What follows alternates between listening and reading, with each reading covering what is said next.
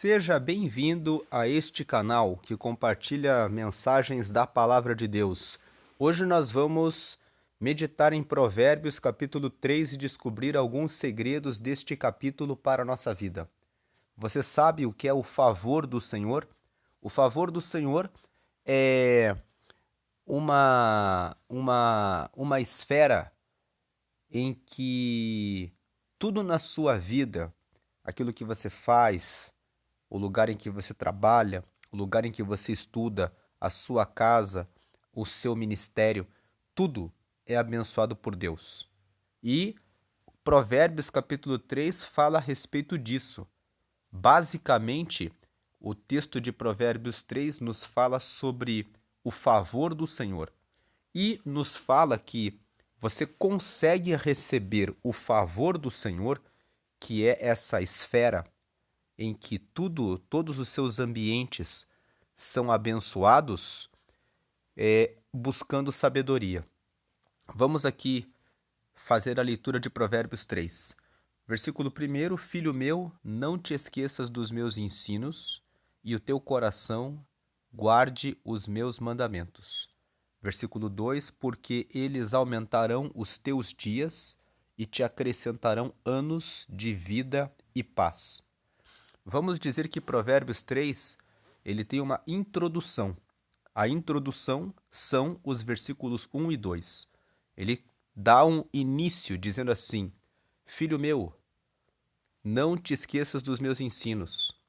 Para que você não esqueça dos ensinos, você tem que ter um dia estudado eles, para que você possa lembrar deles, para que você possa reconhecê-los na prática diária.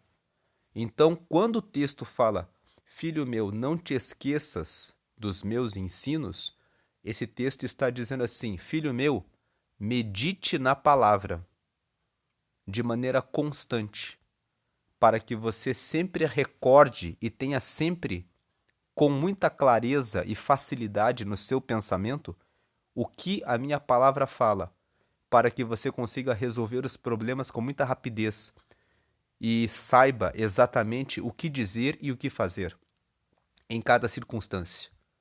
Então, filho meu, não te esqueças dos meus ensinos. Em outras palavras, medite na palavra sempre para que você não esqueça. E o teu coração guarde os meus mandamentos. Ele está dizendo, não basta você ler, meditar. É necessário que você medite e que você guarde no seu coração os mandamentos.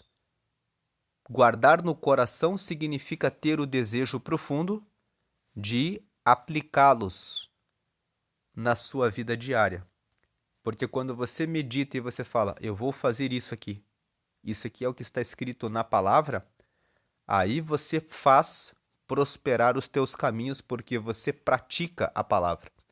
Se você apenas medita, você até se lembra que você não deve cobiçar, mas na hora que surge uma situação de cobiça, você não aplica no coração. Você não fala, por exemplo, eu não vou cobiçar porque a palavra fala para não fazer isso. Se você não se coloca na prática da palavra para guardar aquilo no coração e aplicar na sua vida, você não vai obter o resultado da palavra. Esse é o motivo pelo qual muitas pessoas vivem muitos anos na igreja e elas não veem resultados na sua vida.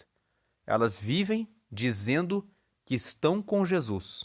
Elas vivem dizendo que estão na igreja, mas elas não veem a vida delas ser transformada. Porque muitas vezes conhecem as Escrituras, escutam elas de maneira constante, mas não guardam no coração. Por isso que essa frase tão simples, e o teu coração guarde os meus mandamentos, é uma frase de alto valor. Que o teu coração guarde os mandamentos. Guardar é estar disposto a praticar. E aí ele fala, por que isso? O versículo 2, ele fala, por que se preocupar com isso? Porque os meus ensinos, os meus mandamentos, aumentarão os teus dias. Tem uma versão da Bíblia que fala assim, te darão longevidade.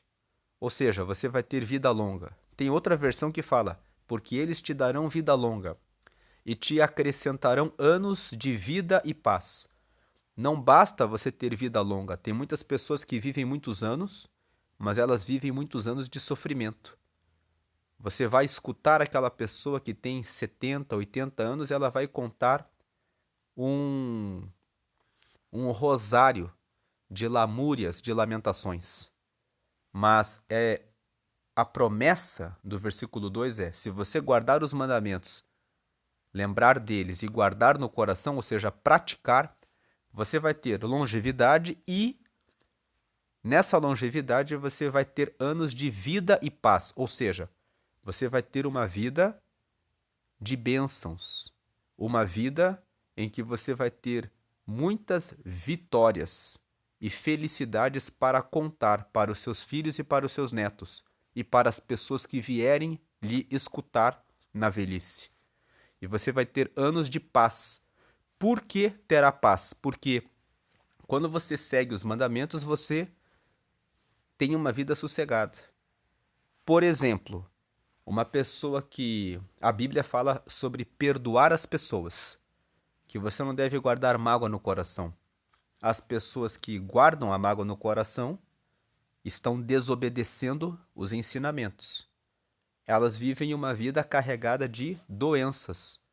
Afeta o intestino, afeta o fígado. Quando a pessoa vê a pessoa que lhe magoou com alguma palavra ou com alguma coisa e ela não liberou o perdão, ela fica com uma vida sem paz. Mas quando a pessoa escuta esse mandamento, estou dando apenas um exemplo de perdoar a pessoa, ela tem uma vida em paz. Então, quando você lembra dos mandamentos e você guarda no teu coração e você pratica, você tem longevidade. Muitas pessoas morrem de infarto porque passaram por alguma situação em que alguém fez alguma coisa para elas. Agora, se você guarda os mandamentos, você tem vida longa e você tem essa vida longa com uma vida abençoada, cheia de vida, ou seja, com razões de viver e com paz. Então, esses 2 primeiros versículos nos apresentam uma introdução, onde ele está dizendo: existe um segredo para que você viva uma vida feliz. Guarde os meus mandamentos, né? Lembre-se deles, ou seja, estude, medite para que você saiba quais são eles e guarde no teu coração, para que você tenha clareza para aplicá-los, porque assim você vai conseguir ter uma vida longa e a sua vida longa vai ser uma vida longa e longa de bênçãos e de paz. Aí, depois que ele faz essa introdução nos versículos 1 e 2, ele começa a trazer várias considerações para que possamos receber o favor do Senhor. Então, a primeira consideração está aqui, nos versículos 3 e 4. Depois da introdução, escute os meus mandamentos e guarde no teu coração, vem aqui. Versículo 3 e 4. Não te desamparem a benignidade e a fidelidade. Ata-as ao pescoço, escreve-as na tábua do teu coração. Versículo 4. E acharás graça e boa compreensão diante de Deus e dos homens. Quando a gente lê esse versículo, dá a impressão de que a benignidade e a fidelidade são como pessoas. Imagine quando o texto fala assim: não te desamparem a benignidade e a fidelidade. Mas a leitura desse versículo deve ser feita da seguinte forma: que você tenha no teu coração a benignidade e a fidelidade em todos os momentos da sua vida. Que você se ampare, que você se apoie em ter benignidade e fidelidade durante todo o tempo em que você estiver aqui na terra. Benignidade é a qualidade de ser benigno. Benigno significa que deseja sempre o bem. Então, a qualidade de sempre desejar o bem. O oposto de benignidade é malignidade. que é a qualidade de pensar em praticar o mal. Então o texto, quando fala, não te desamparem, a benignidade e a fidelidade, está dizendo que você sempre tenha a disposição de praticar o bem e de nunca reter ou guardar o mal no seu coração. Não te desamparem a benignidade e nem a fidelidade. A fidelidade é a qualidade de ser fiel. A palavra fides significa confiança. Então é a qualidade de ser uma pessoa em quem se pode ter confiança. Então que você pode se fiar na pessoa, você pode confiar nela. Então não te desamparem a benignidade e a fidelidade significa que você sempre guarde no teu coração a qualidade da bondade e que você seja uma pessoa confiável, que você cumpra as suas palavras, que as pessoas olhem para você e possam dizer, eu posso confiar nele, eu posso confiar nela, porque quando ela fala, ele vai fazer. Ele fala assim, atas ao pescoço, escreve-as na tábua do teu coração. E acharás graça e boa compreensão diante de Deus e dos homens. Isso significa que, se você andar praticando o bem e sendo fiel, Deus vai olhar para você com graça, com alegria. Quando o texto no versículo 4 fala, e acharás graça e boa compreensão diante de Deus e dos homens, ele está dizendo, você vai ser uma pessoa respeitada. Você vai ser uma pessoa em quem Deus e as pessoas à sua volta vão dizer, dá para fazer negócios com ele, com ela, porque eles são pessoas fiéis, que cumprem as suas palavras. Você faria negócio com alguém que foi desleal e que foi infiel em alguma palavra que prometeu a você? Certamente que não. Você manteria relacionamentos com uma pessoa que mostra que é vingativa, que porque você disse alguma coisa em um dia que você estava não muito bem e a pessoa guardou aquela mágoa e fica jogando no seu rosto? Certamente que tem um momento em que você vai dizer, essa pessoa, ela é má, ela guarda as coisas no coração, não vale a pena manter relação e negócios com essa pessoa. Então o texto traz o primeiro conselho. O versículo 1 e 2 fala para nós prestarmos atenção em conhecer os mandamentos e guardar no coração, porque eles nos darão vida, nos darão longevidade e longevidade com vida e paz. E aí ele começa dando conselhos, ensinando quais são alguns desses mandamentos que nós devemos guardar. E o primeiro mandamento é esse, está nos versículos 3 e 4. Que durante todo o tempo da sua vida você seja benigno e que você seja fiel, porque quando você guarda isso, ata no teu pescoço o compromisso de ser bom e fiel, e você escreve isso no seu coração, Deus te amará e as pessoas também quererão a sua presença, quererão ter relacionamentos com você, quererão fazer sociedade com você, porque vão dizer, aquela pessoa é uma pessoa boa, é uma pessoa honesta, é uma pessoa fiel, eu posso confiar nela. Se você for mau e for infiel, as pessoas vão querer, por outro lado, se afastar de você. Então esse é o primeiro mandamento, o primeiro ensinamento que Provérbios 3 nos apresenta. Perdoe as pessoas de maneira breve para que você possa ter uma vida de paz. O segundo conselho, esse é o primeiro conselho, o segundo mandamento, está nos versículos 5 e 6. Ele diz, confia no Senhor de todo o teu coração e não te estribes, ou seja, não te apoies no teu próprio entendimento. Versículo 6, reconhece-o em todos os teus caminhos e ele endireitará as tuas veredas. O segundo conselho, a segunda recomendação, tudo o que você fizer, coloque Deus em primeiro lugar. Se você está querendo se casar, diga a Deus, eu quero me casar e peço que o Senhor me dê sabedoria para que eu possa procurar uma pessoa conforme a tua vontade, para que eu possa ter um casamento abençoado e feliz. Deus, eu quero cursar uma faculdade porque eu quero ter uma formação universitária e eu peço que o Senhor me dê orientação sobre o que é melhor para o meu futuro. Quando você quer abrir um negócio e decidir que não quer fazer uma faculdade, Deus, que negócio eu posso fazer? Se você tem trabalhado muito e muitas vezes tem sentido que lhe falta alguma coisa, não abra a boca para murmurar ou reclamar. O versículo 5 e o versículo 6 nos falam: confia no Senhor de todo o teu coração, não te apoies no teu entendimento, reconhece-o em todos os teus caminhos e ele endireitará as tuas veredas. Se lhe falta alguma coisa, peça para que Deus lhe dê uma direção para que você inicie o seu negócio, para que aquilo que não está conforme o que você está esperando para a sua vida seja corrigido, seja endireitado.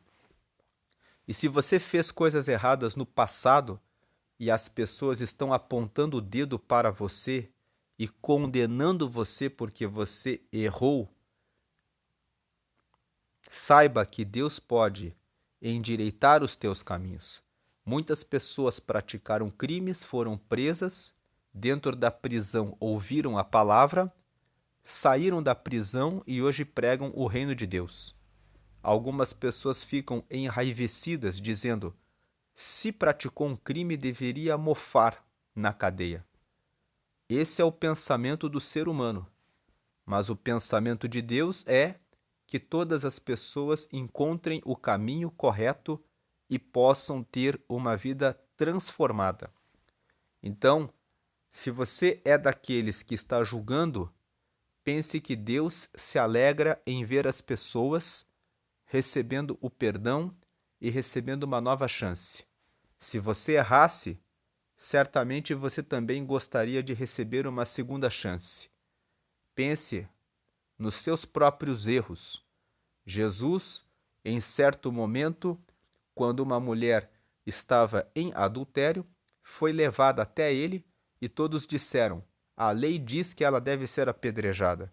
E Jesus disse: então, atire a primeira pedra àquele que não tiver nenhum pecado. E o texto da Bíblia revela, lá no Evangelho de João, que a partir dos mais velhos até os mais jovens foram todos se retirando, porque todos entenderam naquele momento que tinham, cada um deles, os seus próprios pecados. E se você cometeu algum erro, Deus está dizendo que você pode endireitar, que Ele pode endireitar as suas veredas e os seus caminhos. Esse é o segundo conselho. O terceiro conselho está nos versículos 7 e 8. Ele fala: não sejas sábio aos teus próprios olhos. Teme ao Senhor e aparta-te do mal. Temer ao Senhor significa ter Deus em altíssima consideração. No dicionário, temer significa ter medo e também significa ter muita consideração e respeito. Sempre que lemos na Bíblia temor ao Senhor, temer ao Senhor significa ter Deus em primeiro lugar, em altíssima consideração e respeito em tudo que se faz. Então não seja sábio aos teus próprios olhos. Teme ao Senhor, coloque Deus em primeiro lugar e acima de tudo, e aparta-te do mal. Teme ao Senhor, respeite a Deus acima de tudo, então se afaste daquilo que é mal. Porque, versículo 8 completa, porque será isto, ou seja, você temer ao Senhor e se apartar do mal, será isto saúde para o teu corpo e refrigério para os teus ossos. Saúde para o teu corpo, porque, como nós já falamos, dando o mesmo exemplo do começo do vídeo, de que quem não perdoa acaba tendo problemas no intestino e no fígado. O nosso corpo somatiza as nossas emoções. Mas aquele que escuta os mandamentos e guarda a benignidade, a qualidade de ser bondoso e de perdoar, terá saúde no seu corpo e terá refrigério para os teus ossos. Ou seja, terá descanso para os teus ossos. Os ossos são a estrutura do nosso corpo, aquilo que nos dá firmeza, aquilo que nos sustenta. O que o texto está dizendo é que quando você teme ao Senhor e você se afasta do mal, você estará firme. Refrigério para os teus ossos significa que você estará firme. Depois, os versículos 9 e 10 nos trazem mais um conselho. Honra ao Senhor com os teus bens e com as primícias de toda a tua renda. Versículo 10. E se encherão fartamente os teus celeiros e transbordarão de vinho os teus lagares. Os versículos 9 e 10 nos ensinam que devemos dar honra a Deus, não apenas com palavras, mas com aquilo que recebemos, porque se temos vida, se respiramos, se temos uma casa, se temos talentos para desenvolver o nosso trabalho, tudo isso se deve à graça e à bondade de Deus, que todos os dias se manifesta, e quando você abriu os olhos hoje e pôde respirar sem nenhum aparelho, de maneira livre, o Senhor esteve com você. Então, honra ao Senhor também com os teus bens. Reserve uma parcela dos seus recursos, daquilo que você tem recebido, independentemente do montante, porque o Senhor, em certa ocasião, estava vendo dentro da sinagoga várias pessoas apresentando as suas ofertas, e uma viúva chegou com 2 moedas e entregou aquelas 2 moedas. E Jesus perguntou aos discípulos: quem vocês acham que entregou a maior oferta? E eles ficaram olhando e Jesus fez a pergunta para que eles meditassem. Muitas vezes Jesus fazia perguntas para que as pessoas pensassem um pouco a respeito daquilo que estavam fazendo e a respeito das suas decisões. Então Jesus respondeu: a viúva, porque ela deu tudo o que ela tinha. Isto não significa que você deve dar tudo que você tem. Não significa que se você tem 100 mil reais na sua conta, você tem que sacar os 100 mil reais e entregar como alguns larápios, que são ladrões, dizem a você. Porque pervertem essa passagem para dizer: a viúva só tinha 2 moedas, ela deu tudo. Então, se dentro da sua conta você tem 10 mil ou 20 mil, você deve arrancar tudo e fazer um sacrifício, porque este momento é um momento especial para que você mostre que você realmente ama a Deus. Deus estava chamando a atenção nessa passagem. Jesus estava dizendo que não importa o valor, mas importa se aquilo que você está oferecendo a Deus, honrando a Ele com os seus bens, com uma parcela dos seus bens, está sendo dado realmente com o desejo de ver que a obra de Deus se multiplique e que as pessoas possam ouvir, possam ter um lugar aberto para que elas possam se reunir e ouvir a palavra de Deus. Você que tem uma resistência com relação aos dízimos, com relação às ofertas, pense que se todos pensassem como você, as igrejas não teriam como estar abertas.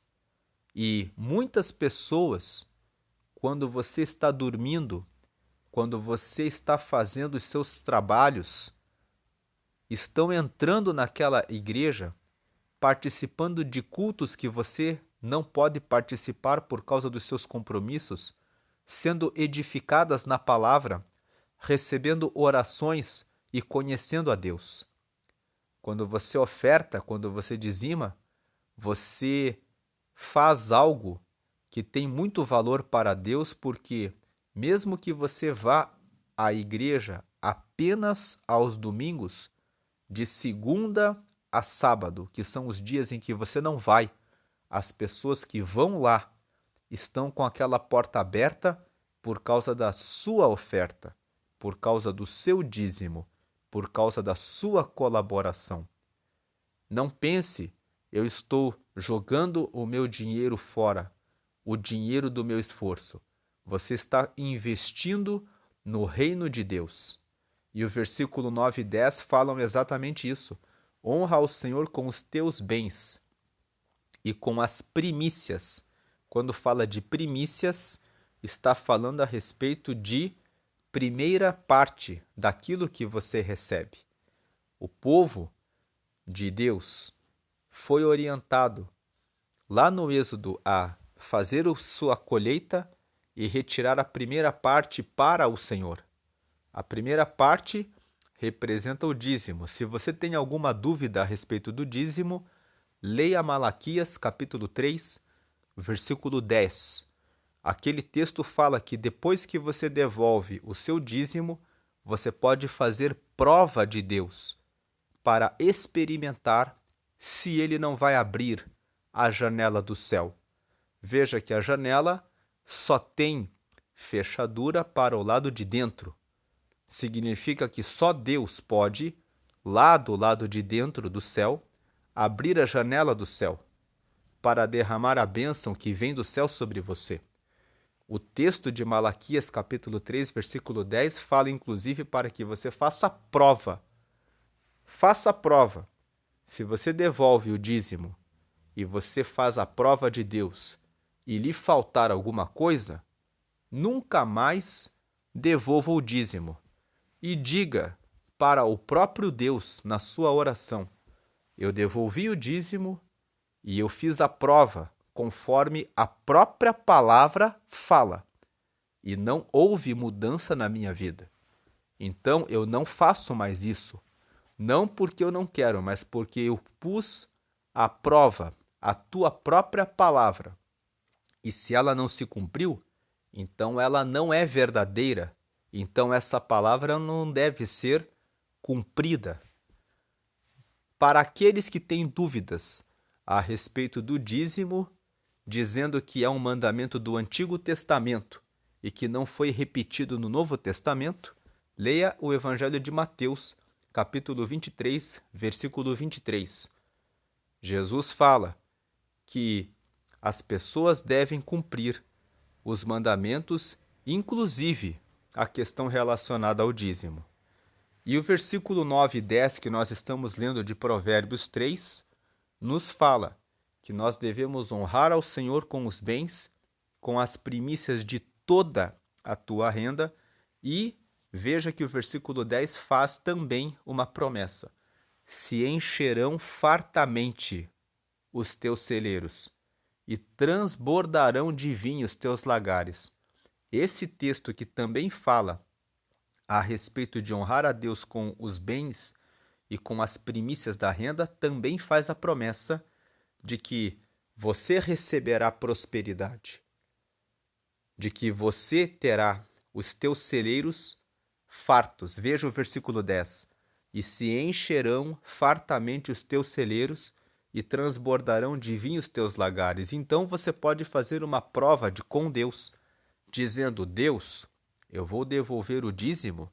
Você que ainda não devolve, e você deve dizer, deve dizer na sua oração: está escrito na sua palavra, em Provérbios, no capítulo 3, que se nós honrarmos ao Senhor com o nosso coração realmente desejando que os nossos recursos econômicos contribuam para que as igrejas estejam com as portas abertas, para que as pessoas possam ter um lugar onde elas possam se reunir e onde elas possam receber orientação por meio dos cultos, por meio das missas, por meio das reuniões, está escrito que se eu fizer isso pelo Senhor, com intenção de honrar ao Senhor, então eu receberei a fartura nos meus celeiros e os meus lagares serão transbordantes de vinho. O vinho nesse versículo simboliza alegria.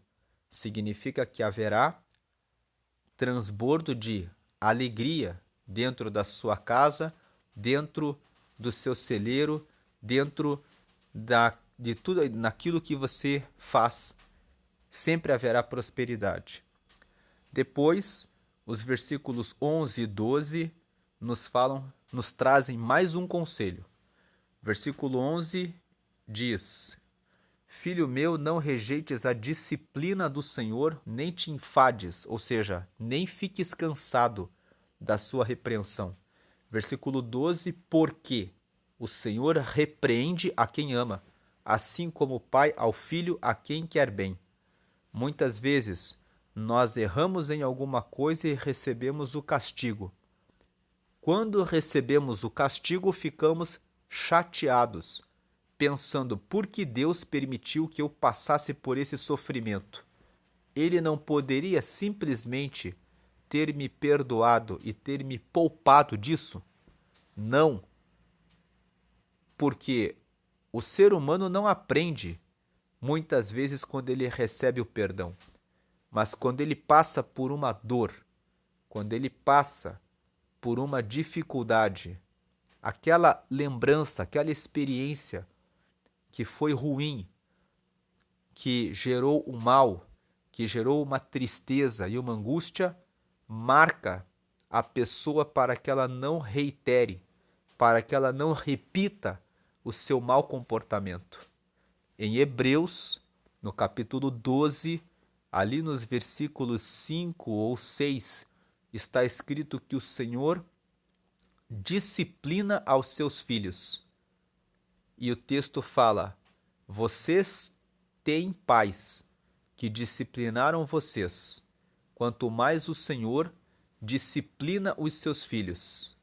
E o texto fala que toda disciplina, quando está sendo aplicada, não é razão de alegria, mas depois produz frutos de justiça nos que são nela exercitados.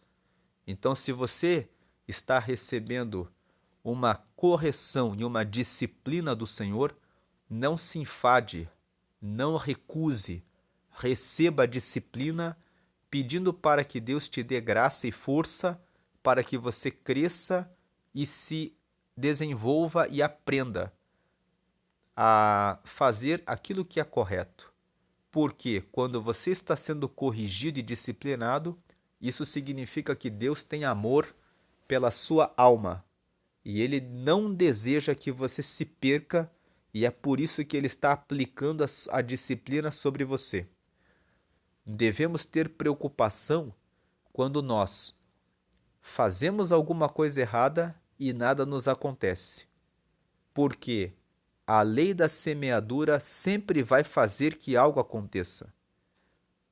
Gravamos Provérbios 1 e falamos a respeito de uma mulher que falsificava cartões de crédito.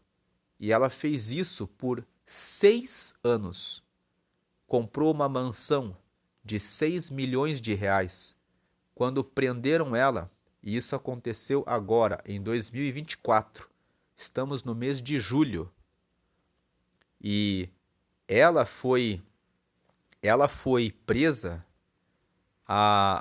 nos últimos dias agora do mês de junho desse ano, e foram encontrados em joias e carros e outros bens o equivalente a 15 milhões de reais.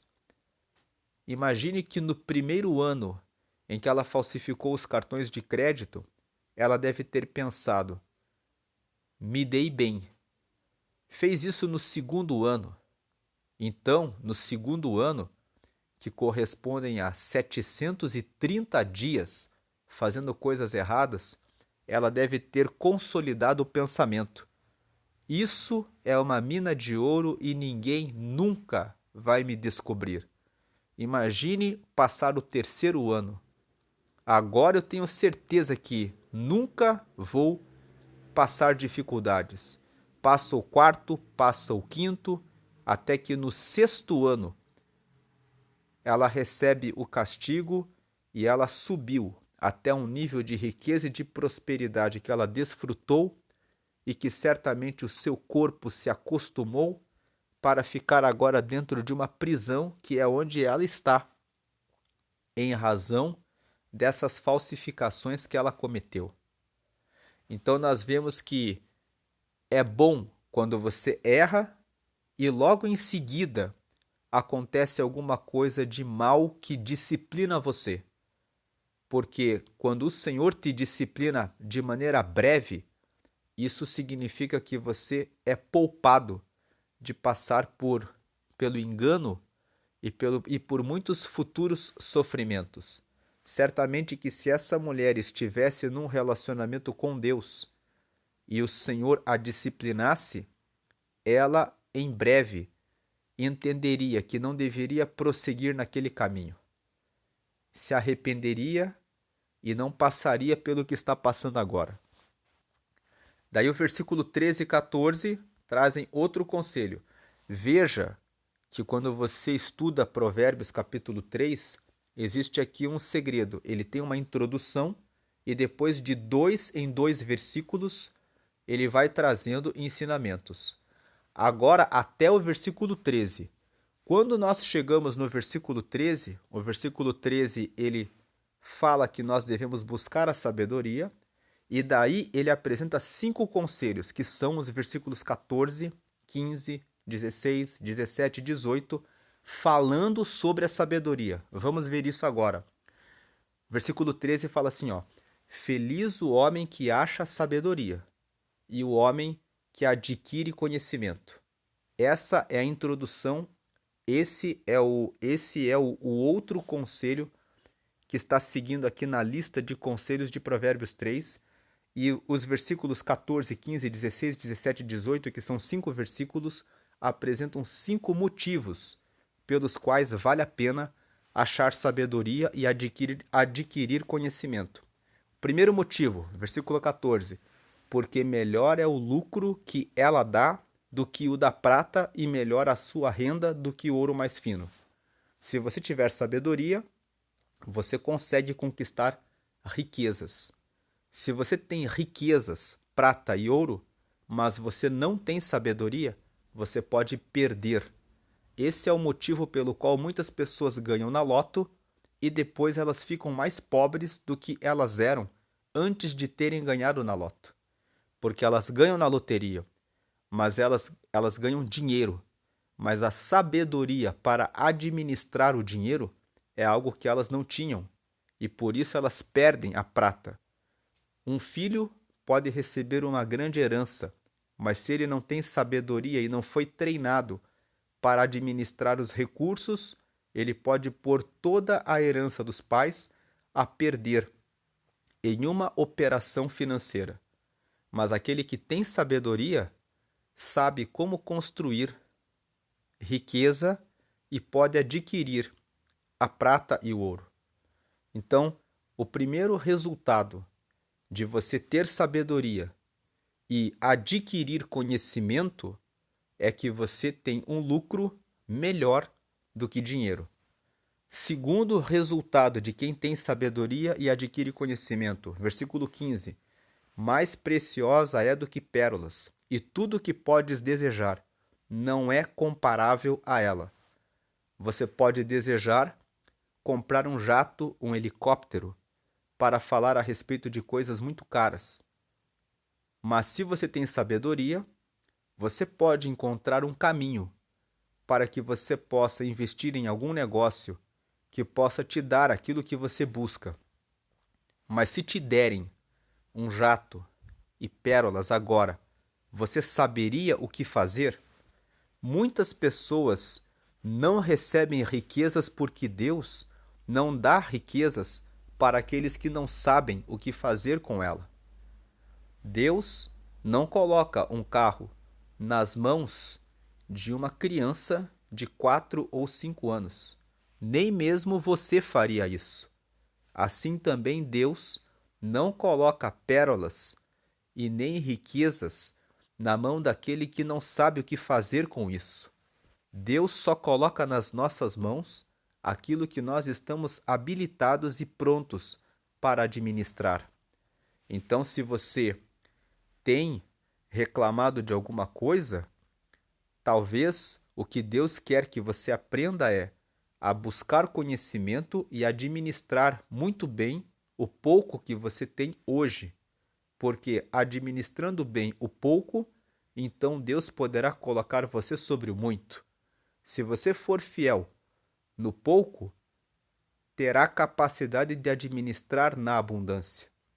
Mas se nem mesmo no pouco você administra bem, mas desperdiça o que tem recebido, então não há como Deus confiar coisas maiores nas suas mãos. O versículo 16 traz o terceiro resultado. Quando você acha sabedoria e adquire conhecimento, você tem longevidade. O alongar-se da vida está na sua mão direita e na sua esquerda riquezas e honra. Esse versículo 16 é um dos versículos principais de Provérbios capítulo 3. Porque quando nós começamos a gravar esse vídeo, nós dissemos que o capítulo 3 revela como alcançar o favor do Senhor. E o favor do Senhor é uma esfera em que todos os ambientes em que você está, você é abençoado. E o favor do Senhor se revela nesse versículo 16. Ele já é apresentado aqui no versículo 2, quando fala que eles aumentarão os teus dias e te acrescentarão anos de vida e paz. E aqui, no versículo 16, ele é repetido. Você recebe o alongar-se da vida. Você recebe vida longa na mão direita e na sua esquerda riquezas e honra. As riquezas e a honra vêm quando você tem sabedoria e quando você adquire conhecimento.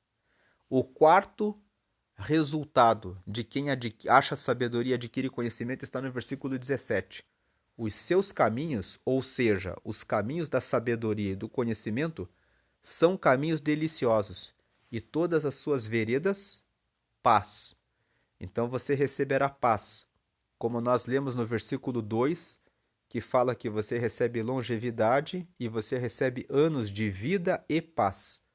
Quando você tem sabedoria, você sabe que deve perdoar e não guardar nenhum tipo de mágoa ou ressentimento, porque você sabe que isso vai gerar problemas na sua saúde e vai trancar os seus caminhos, inclusive os seus caminhos com Deus, porque em certa ocasião Jesus disse aos discípulos que se vocês forem até o templo para oferecerem as suas ofertas, e no momento em de oferecer a oferta se recordarem de que tem alguma coisa contra alguém, deixem a oferta.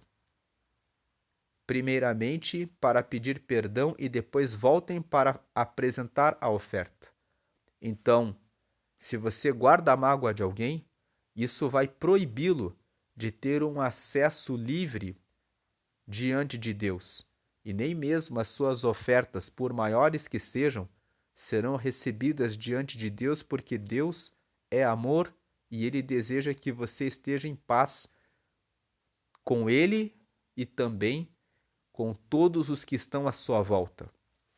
E o quinto resultado de quem adquire sabedoria, de quem acha sabedoria, adquire conhecimento, está no versículo 18. É árvore de vida para os que a alcançam, e felizes são todos os que a retêm. Reter significa manter com você durante todo o tempo, e o reter aqui desse versículo nos faz lembrar, logo nos primeiros versículos que nós lemos, quando fala: ata a sabedoria ao teu pescoço e guarda no teu coração, ou seja, retenha isso com você. Então, o versículo 13, ele traz a introdução de um conselho. Você deve achar a sabedoria. Achar sabedoria fala que a sabedoria nem sempre é evidente. Achar significa que você procurou algo que é escondido. E se você meditou em Provérbios capítulo 2 aqui no canal, que nós gravamos ontem, Você vai se lembrar que o temor do Senhor exige que você procure como os piratas buscam por tesouros escondidos e como os piratas procuram pela prata, assim você deve buscar a sabedoria. No versículo 4 do capítulo 2, nós lemos. Vamos aqui no capítulo 2, no versículo 4. Se buscares a sabedoria como a prata e como a tesouros escondidos a procurares, então entenderás o temor do Senhor e acharás o conhecimento de Deus. Também o versículo 3 fala: se clamares por inteligência e por entendimento alçares a tua voz. Então nós lemos no capítulo 2 que se você realmente desejar e se você realmente buscar a sabedoria, você vai achá-la. Então, esse achar a sabedoria fala sobre um esforço que precisa ser feito, uma busca que você precisa fazer. E o homem que adquire conhecimento, você deve procurar adquirir conhecimento a respeito de tudo, a respeito de finanças, para que você aplique bem o seu dinheiro, a respeito de uma profissão, para que você tenha de onde ganhar o seu pão, a respeito do treinamento de filhos, para que você saiba como dar instrução para que os seus filhos prosperem, a respeito do casamento, para que você saiba como resolver situações do seu dia a dia, para que o seu casamento seja feliz e abençoado, a respeito de como Deus deseja que você o honre, para que você consiga fazer aquilo que agrada a Deus e tenha acesso livre a Deus, conversando com pessoas que estudam a palavra e que têm essa condição de ensinar, conhecendo a respeito de todos os assuntos importantes na sua vida, porque você terá essas consequências. Ela te dá um lucro maior do que a prata, ela é mais preciosa do que pérolas, ela te dá vida longa na mão direita e riquezas e honra. Com a sabedoria você adquire riquezas e honra, você tem caminhos deliciosos com paz e você é feliz e como árvore de vida. Depois, os versículos 19 e 20 falam que o Senhor com sabedoria fundou a terra, com inteligência estabeleceu os céus. Versículo 20, pelo seu conhecimento os abismos se rompem e as nuvens destilam o orvalho. Os versículos 19 e 20 estão aqui para nos dizer que até mesmo Deus, que criou todas as coisas, usou a sabedoria para fazer todas as coisas.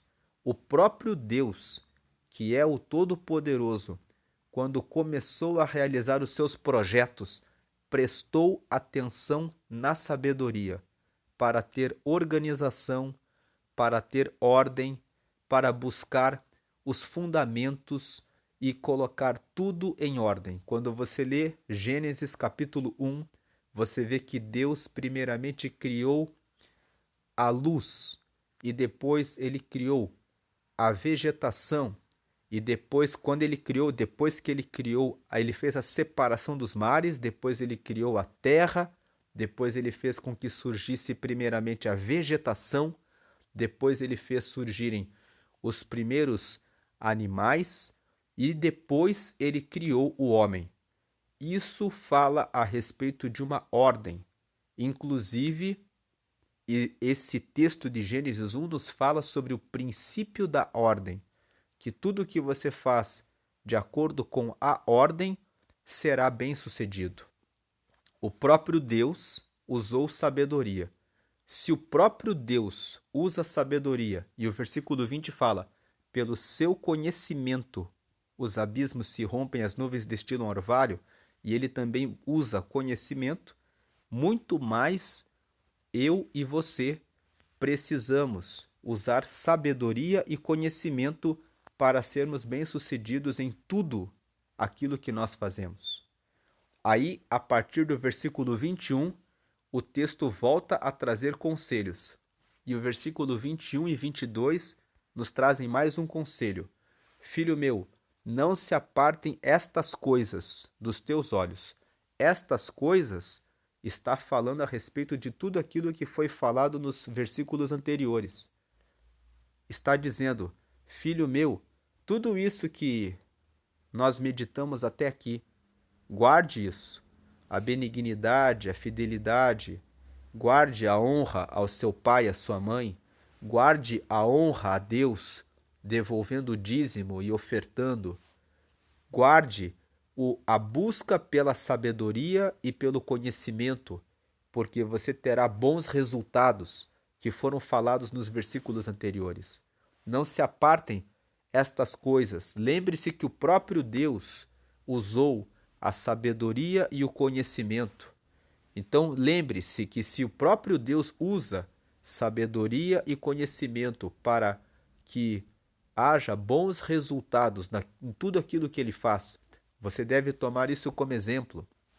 Então, filho meu, não se apartem estas coisas dos teus olhos. Guarda a verdadeira sabedoria e o bom siso. Porque, versículo 22, porque serão vida para a tua alma e adorno, ou seja, enfeite para o teu pescoço. Quem tem um enfeite no seu pescoço, um colar no seu pescoço, em todos os lugares em que vai, é notado e é admirado. Dizem, olhe só aquele colar, como é bonito. Significa que você será reconhecido e será conhecido como alguém que é bem-sucedido, como alguém que consegue bons resultados em tudo aquilo que faz. Aí o versículo 23, 24, 25, 26 nos falam a respeito de quanto é bom você ter a sabedoria. Então ele fala aqui nos versículos 23, e então andarás seguro no teu caminho e não tropeçará o teu pé.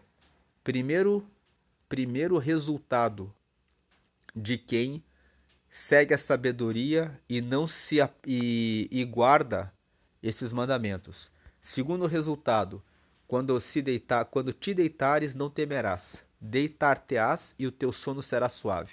Então, primeiro, o seu caminho vai ser seguro e o seu pé não vai tropeçar. Ou seja, você vai saber fugir das ciladas da vida. O teu pé não vai tropeçar, significa que você vai receber o livramento nos momentos determinantes da sua vida, porque a sabedoria e o conhecimento vão te fazer ver com clareza que aquilo é uma armadilha, que aquela pessoa não deve ser seu amigo nem sua amiga porque ela carrega o mal. Você vai ter noção e percepção e não vai tropeçar o teu pé. Segundo, quando você se deitar, você não vai ter medo. Você vai se deitar e você vai dormir e o seu sono vai ser suave porque você não vai ter dívida com relação a ninguém, porque você sabe que fez tudo de maneira correta. O terceiro resultado, não temas o pavor repentino, nem a arremetida, ou seja, a investida, o ataque dos perversos, quando vier. Versículo 26, porque o Senhor será a tua segurança e guardará os teus pés de serem presos. Eu falei que eram 5 consequências, mas na verdade são 2, né? O 21 e o 22 fala para você não se apartem estas coisas que foram faladas nos versículos anteriores dos teus olhos. Guarda a verdadeira sabedoria e o bom siso, porque são 2 consequências. O versículo 22 vão ser vida para a tua alma, ou seja, a tua alma vai ficar tranquila, e enfeite para o teu pescoço. Esse é o primeiro resultado. E o segundo resultado, você vai andar seguro no teu caminho, não vai tropeçar o teu pé. E o terceiro resultado, quando você se deitar, você não vai temer e vai ter um sono suave. Então, na verdade, são três resultados. Versículo 20 e 21. O versículo 21 e o 22, aliás, falam para você seguir os conselhos anteriores, porque você vai ter os resultados dos versículos. 23, vai andar seguro. 24, quando se deitar, vai ter um sono leve. Vai ter um sono leve. São dois resultados. Desculpem aqui essa confusão aqui. Na verdade, são dois resultados. É o 21 e o 22, e depois os dois resultados, o 23 e o 24. Aí vem o 25. Não temas o pavor repentino, nem a arremetida dos perversos quando vier, porque o Senhor será a tua segurança e guardará os teus pés de serem presos. Então, se você estiver com Deus, por mais que os perversos queiram atacá-lo, você vai ter segurança. O profeta Isaías, no capítulo 54, no versículo 17, escreveu assim: toda ferramenta preparada contra ti não prosperará, e toda língua que se levantar contra ti, tu em juízo a condenará. Essa é a herança dos servos, dos que servem ao Senhor. Então você não tem que ter medo a respeito daquilo que os seus inimigos queiram fazer contra você. Pode ser que você esteja cercado de muitos inimigos. Salmos 3 fala: Senhor, como têm se multiplicado os meus inimigos e os que desejam o meu mal. Mas o Senhor é aquele que permite que você tenha um sono tranquilo. Se você ler os Salmos 3, você vai ver ali que o salmo começa com uma oração falando a respeito do que está acontecendo. Mas ele termina dizendo que ele vai deitar em paz, porque a segurança dele está no Senhor. O Salmo 23, versículo 1, que é muito famoso, fala que o Senhor é meu pastor e nada me faltará. Não te faltará segurança. E esse versículo 26 está dizendo exatamente isso.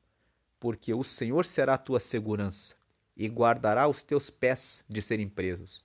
Deuteronômio capítulo 28, no versículo 7, fala que os teus inimigos virão contra ti por um caminho, mas por 7 fugirão.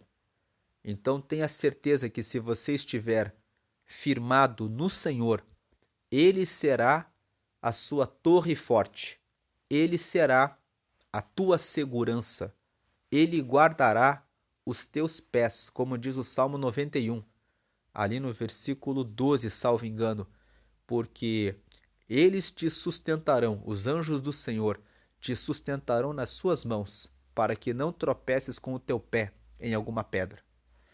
Agora o versículo 27 fala: não te furtes a fazer o bem a quem de direito, estando na tua mão o poder de fazê-lo. 28 completa o 27. Não digas ao teu próximo: vai e volta amanhã, então tu darei, se o tens agora contigo. Então os versículos 27 e 28 nos fala, quando ele fala assim, não te furtes a fazer o bem, faça o bem, se você pode fazer. E se você tem condições de fazer o bem agora, não faça a outra pessoa de tola, de dizer assim, volta amanhã, só para fazer a pessoa ter que voltar no dia seguinte, como que brincando com a vida daquela pessoa porque você está em uma boa condição, como que querendo humilhar a pessoa para que ela tenha que voltar, bater na sua porta e pedir novamente.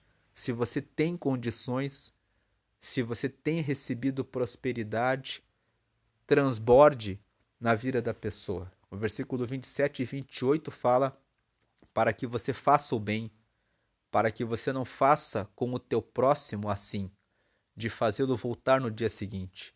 E esse versículo 27 e 28, ele tem uma relação com esse versículo aqui do 3, não te desamparem a benignidade e a fidelidade. Tem relação com a benignidade, tem a qualidade de fazer o bem.